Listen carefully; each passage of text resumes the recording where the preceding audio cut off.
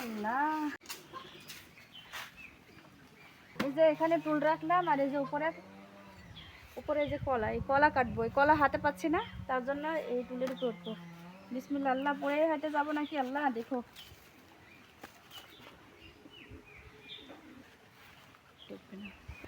এই যে কিভাবে কাটবো,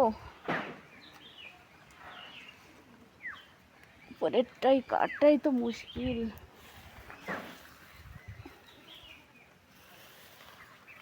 নিচেরটাই কাটি।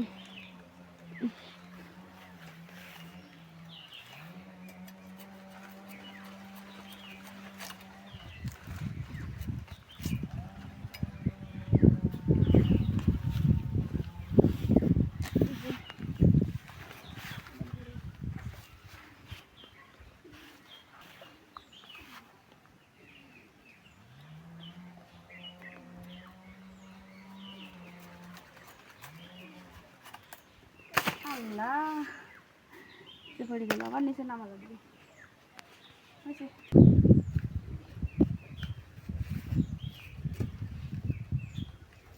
নিচে যাওয়া লাগবে, আবার নিচে পড়ে গেছে।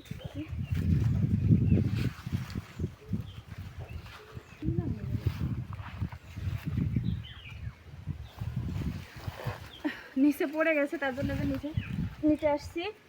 যে দেখেন একদম গাছের নিজের গাছের কলা বলেন আর সবজি বলেন, যে কোনো সবজি বলেন, খেতে কিন্তু ভীষণ মজা। আজকে রান্না করবো আবার।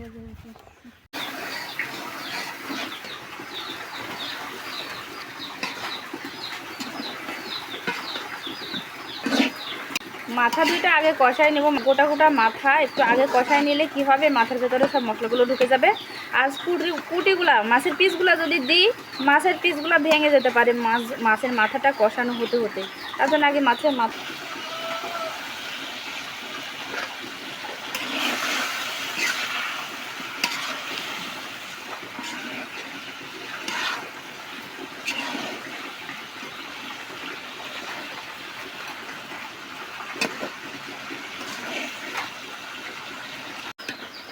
এখন মাছগুলো একে একে তুলে রাখবো।